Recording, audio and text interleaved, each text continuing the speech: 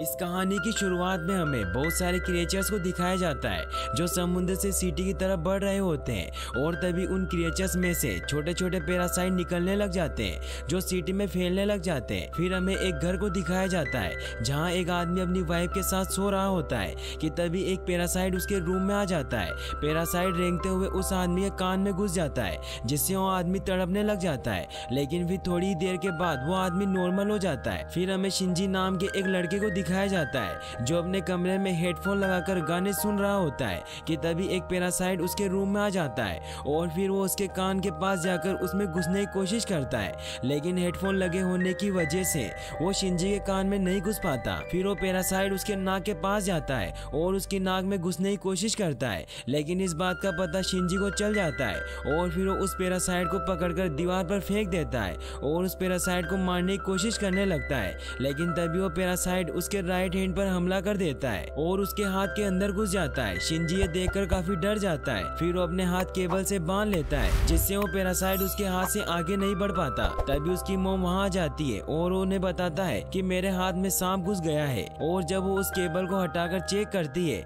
तो वहाँ कुछ नहीं होता और उसकी मॉम को लगता है कि उसने कोई बुरा सपना देखा होगा। शिंजी भी काफी परेशान होता है और उसे कुछ समझ नहीं आता। फिर अगली सुबह जब शिंजी नाश्ता करने आता है तो उसे अपने राइट हैंड में बहुत अजीब सा लगने लग जाता है। फिर हमें उस आदमी को दिखाया जाता है जिसके कान में कल रात वो पैरासाइट घुस गया था। वो अपनी वाइफ के पास आता है और उसकी तरफ देखने लग जाता है, तभी उसका मुंह बहुत ही खौफनाक तरीके से खुल जाता है, यानी कि अब वो एक पैरासाइट बन गया था। और जब तक कि उसकी वाइफ कुछ समझ पाती तब तक वो अपने खौफनाक मुंह से उसका पूरा शरीर खा लेता है। वहीं फिर हमें शिंजी को दिखाया जाता है जो कि अपनी फ्रेंड सतोमी के साथ स्कूल जा रहा होता है कि तभी वो बहुत ही अजीब बिहेव करने लग जाता है जिससे उसकी फ्रेंड उसके पास से चली जाती है। और आज पूरे दिन शिंजी को स्कूल में अपने हाथ में बहुत अजीब सा लगता है, जैसे उसमें बहुत पावर आ गई हो। वो जब घर वापस आता है तो अपने हाथ को काटने की कोशिश करता है क्योंकि उसे अपने हाथ में ऐसा लग रहा था जैसे उसे कोई देख रहा हो। वो जैसे ही अपने हाथ को काटने लगता है तभी उसका हाथ मॉन्स्टर में तब्दील हो जाता है और वो उसे ऐसा करने से रोक लेता है। फिर वो शिंजी से बातें करने लग जाता है और वो क्रिएचर अपना नाम मिगी बताता है और वो शिंजी को कहता है कि मैं तुम्हें कोई नुकसान नहीं पहुंचाऊंगा, इसीलिए तुम मुझे कभी मत काटना, क्योंकि अगर तुमने मुझे अलग कर दिया तो मैं मर जाऊंगा। फिर हमें दिखाया जाता है कि अब मिगी शिंजी के साथ बुक्स पढ़ने लग जाता है और उसका लैपटॉप भी यूज किया करता था। जब मिगी ने शिंजी की बॉडी में घुसने की कोशिश की थी तो शिंजी ने उसे आगे जाने से रोक लिया था, इसीलिए अब ये शिंजी के राइट हैंड को ही कंट्रोल कर सकता था। वहीं फिर हमें दिखाया जाता है कि शहर में बहुत सारे पैरासाइट घूम रहे होते हैं और वो लोगों को मारकर उसका मांस खा रहे होते हैं। फिर अगले दिन जब शिंजी बस से कहीं जा रहा होता है तो मिगी को वहाँ पास में किसी दूसरे पैरासाइट के होने का एहसास होता है और वो शिंजी को जबरदस्ती ही उस तरफ लेकर जाता है। तो एक रेस्टोरेंट में पहुंचते हैं जहां वो देखते हैं कि एक पैरासाइट इंसान को खा रहा होता है। वो पैरासाइट जब शिंजी को देखता है तो उसे लगता है कि ये भी एक पैरासाइट है और वो उसे भी इंसानों का मांस खाने के लिए देता है, लेकिन शिंजी उसे नहीं खाता, जिससे उसे पता चल जाता है कि उसका दिमाग अभी भी एक्टिव है, यानी कि वो पूरी तरीके से पैरासाइट नहीं बना है। तो वो शिंजी को मारने के लिए आगे बढ़ता है और अपना मुंह खोल लेता है। ये देखकर शिंजी काफी डर जाता है, लेकिन मिगी शिंजी को बचाने के लिए उस पैरासाइट को ही मार डालता है और शिंजी की जान बचा लेता है। शिंजी मिगी को कहता है कि तुमने अपने एक साथी को मार दिया, तो वो कहता है कि अगर वो तुम्हें मार देता तो मैं भी मर जाता,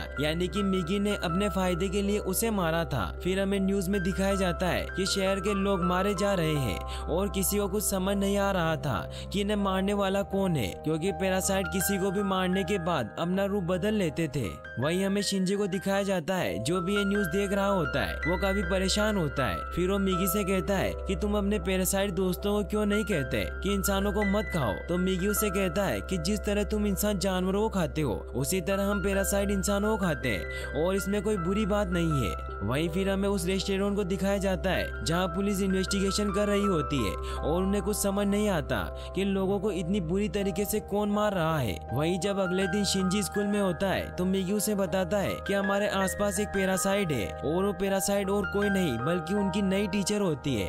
और जब वो शिंजी को देखती है तो उसे पता चल जाता है कि शिंजी एक पैरासाइट है।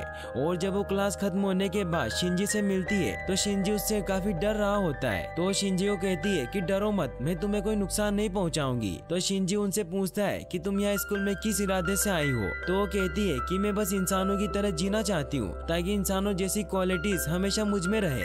और फिर फिर वो शिंजी को एक जगह लेकर जाती है जहाँ वो उसे 2 और पैरासाइट से मिलवाती है, जिनमें से एक स्टूडेंट होता है और दूसरा एक पुलिस ऑफिसर। और वो कहती है कि पुलिस ऑफिसर मेरा हस्बैंड है और हमारा बेबी होने वाला है और वो बेबी बिल्कुल नॉर्मल इंसान होगा, इसीलिए हम भी इंसानों की तरह ही रहना चाहते हैं और हम किसी को भी सरेआम नहीं मारेंगे, लेकिन हम छुपकर इंसानों का मांस खाना चाहते हैं, तो क्या तुम हमारा ग्रुप ज्वाइन करोगे? लेकिन मिगी इस बात को नहीं मानता। फिर जब शिंजी अपने घर लौट रहा होता है तो पुलिस ऑफिसर उन दोनों के पास आता है, तो मिगी शिंजी को बताता है कि हमें मारने आया है क्योंकि इसे पता चल चुका है कि उस दिन रेस्टोरेंट में हमने एक पैरासाइट को मारा था। और मिगी शिंजी को कहता है कि मैं इससे लड़ाई तो कर लूंगा लेकिन इसे तुम्हें ही मारना होगा। और फिर मिगी और उस ऑफिसर में लड़ाई स्टार्ट हो जाती है, लेकिन शिंजी उस ऑफिसर को नहीं मारना चाहता था, लेकिन उसे मजबूर होकर उसे मारना पड़ता है। इससे वो काफी ज्यादा डर जाता है कि उसने एक इंसान को मार दिया है। तो मिगी समझाता है कि तुमने किसी इंसान को नहीं मारा क्योंकि वो एक पैरासाइट था जो हमें मारना चाहता था।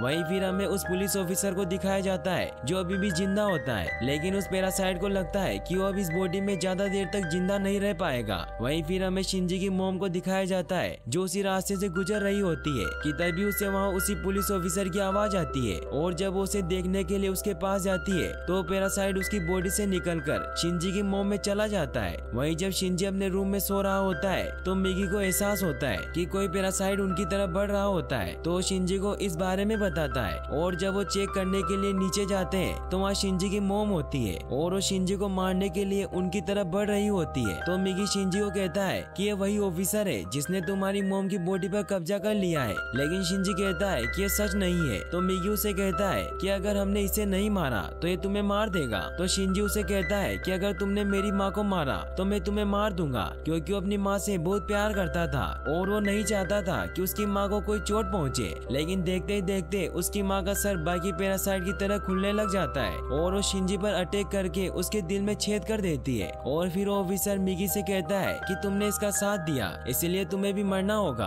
और फिर ऑफिसर वहाँ से चला जाता है। शिंजी का बहुत खून बह रहा होता है और उसकी हालत बहुत खराब होती है। फिर अगली सुबह हमें दिखाया जाता है कि शिंजी अभी भी जिंदा होता है और वो वापस खड़ा हो जाता है। तो मिगी उसे बताता है कि तुम बहुत ही जख्मी हो गए थे, इसलिए मैंने तुम्हारे घाव को सही करने के लिए उसे अपने सेल से कवर कर लिया था और फिर मैं वापस से तुम्हारे हाथ में आ गया और अब तुम पूरी तरीके से सही हो चुके हो। लेकिन शिंजी अब बहुत दुखी होता है क्योंकि उसकी माँ इस दुनिया में नहीं रही थी और उसकी बॉडी पर उस ऑफिसर ने कब्जा कर लिया था। फिर अगले दिन शिंजी उस टीचर से मिलने जाता है और उससे उस ऑफिसर के बारे में पूछता है क्योंकि वो अपनी माँ की मौत का बदला लेना चाहता था। फिर अगले दिन जब शिंजी अपने स्कूल जाता है तो उसे वहाँ वही स्टूडेंट मिलता है जिसे टीचर ने उसे मिलवाया था और वो स्टूडेंट उसे कहता है कि मैंने भी इस स्कूल में एडमिशन ले लिया है और फिर उसे दोस्ती करने का नाटक करता है। लेकिन शिंजी को समझ आ जाता है कि इसके इरादे अच्छे नहीं है। वहीं जब शिंजी वापस घर जाता है तो मिगी उसे बताता है कि मैंने तुम्हें सही करने के लिए मेरे सेल तुम्हारे शरीर में डाले थे, इसी वजह से तुम्हें भी मेरे जैसी क्वालिटी आ गई है और अब मुझे भी दिन में 4 घंटे सोने की जरूरत पड़ेगी और उस वक्त मैं तुम्हें नहीं बचा पाऊंगा क्योंकि उस वक्त मेरी हालत मरे हुए इंसान जैसी होगी, इसीलिए तुम्हें अकेले ही अपना ध्यान रखना होगा। वहीं जब अगले दिन शिंजी अपनी फ्रेंड के साथ स्कूल जा रहा होता है कि तभी वो देखते हैं कि रोड पर एक डॉग मरा हुआ है। तो उसकी फ्रेंड सतोनी को उसके लिए काफी दुख होता है, तो शिंजी उस डॉग को रोड से उठाकर ले आता है और उसे कचरे में डाल देता है क्योंकि अब उसमें इंसानों की तरह फीलिंग खत्म हो रही थी और वो भी धीरे धीरे पूरी तरीके से पैरासाइट बन रहा था। ये देखकर उसकी फ्रेंड को भी बहुत अजीब लगता है कि उसके अंदर कोई फीलिंग नहीं रही और वो वहाँ से चली जाती है। वहीं क्लास में धीरे धीरे सबको पता चल जाता है कि वो नया स्टूडेंट एक पैरासाइट है, तो वो लड़का सभी को मारने लगता है। ये देखकर सतोनी उसके ऊपर एसिड डाल देती है जिससे उसका मुंह जल जाता है और उसे बहुत दर्द होने लगता है। वो काफी ज्यादा गुस्सा हो जाता है और सभी को मारने लग जाता है। वहीं शिंजी को इस बात का पता चल जाता है और वो भी उसी रूम की तरफ आ रहा होता है और सभी स्टूडेंट स्कूल से भाग रहे होते हैं। और जब शिंजी क्लास में पहुंचता है तो काफी डर जाता है क्योंकि उस लड़के ने सभी स्टूडेंट को मार दिया होता है। फिर मिगी उसे शांत करता है। वहीं वो पैरासाइट लड़का सतोनी को भी मारने वाला होता है कि तभी वहाँ शिंजी पहुंच जाता है और अपनी दोस्त को बचा लेता है और उससे लड़ने लग जाता है। तभी वहाँ वो टीचर आ जाती है और वो चाहती थी कि पैरासाइट का राज किसी को पता न चले, इसीलिए वो वहाँ अपना बनाया हुआ बम जला देती है। ये देख शिंजी अपनी दोस्त को लेकर नीचे कूद जाता है। तभी वहाँ एक बहुत बड़ा ब्लास्ट होता है और अब पुलिस भी अपनी आर्मी लेकर वहाँ पहुँच चुकी होती है। शिंजी अपनी दोस्त को एम्बुलेंस से हॉस्पिटल भेज देता है क्योंकि उसे चोट लगी थी। वहीं जब ऑफिसर स्कूल के अंदर जाते हैं तो हमें पता चलता है कि वो पैरासाइट ब्लास्ट में भी बच गया था और वो उन सभी पुलिस ऑफिसर को भी मार देता है। वहीं मिगी शिंजी को बताता है कि वो लड़का अभी भी जिंदा है। तो शिंजी को एक आइडिया आता है और वो दूसरी बिल्डिंग की छत पर जाकर एरो की मदद से उसे मार देता है। तभी उसके पास वो टीचर आती है और वो उसे उस ऑफिसर का एड्रेस दे देती है जिसने उसकी माँ को मारा था। और जब शिंजी उस जगह पर पहुंचता है तो उसे वो ऑफिसर दिखाई देता है जो उसकी माँ के अंदर था। लेकिन तभी मिगी के सोने का टाइम हो जाता है तो शिंजी काफी ज्यादा डर जाता है क्योंकि अब मिगी उसके साथ नहीं लड़ सकता था। तो मिगी उसे कहता है कि मैं इसमें कुछ नहीं कर सकता, बस मैं तुम्हारे लिए सोर्ड बन सकता हूँ। वहीं फिर मिगी सो जाता है और वो सोर्ड में तब्दील हो जाता है। फिर शिंजी उस पैरासाइट पर हमला करने लग जाता है जिससे उस ऑफिसर को भी पता चल जाता है कि अब ये पूरी तरीके से पैरासाइट बन चुका है क्योंकि इंसान में इतनी फुर्ती नहीं होती और वो मेरे वार से नहीं बच सकता था। शिंजी और ऑफिसर में बहुत फाइट होती है और फाइनली शिंजी जैसे तैसे करके उस पैरासाइट की गर्दन काट देता है जिससे वो पैरासाइट वहीं मर जाता है। फिर हमें दिखाया जाता है कि शिंजी अपनी दोस्त से हॉस्पिटल मिलने जाता है जहाँ वो डिसाइड करता है कि वो एक एक पैरासाइट को ढूंढकर उसे मार देगा ताकि वो इंसानों को बचा सके। वहीं हमें एक जासूस को दिखाया जाता है जो छिपकर शिंजी और मिगी की फोटो ले रहा होता है और यहीं पर ये मूवी एंड हो जाती है। और गाइस अगर आप इस मूवी का सेकंड पार्ट देखना चाहते हैं तो एंड स्क्रीन पर क्लिक करके वॉच कर सकते हैं। और वीडियो को लाइक और चैनल को सब्सक्राइब करने के लिए आपका तहे दिल से शुक्रिया। Thanks for watching.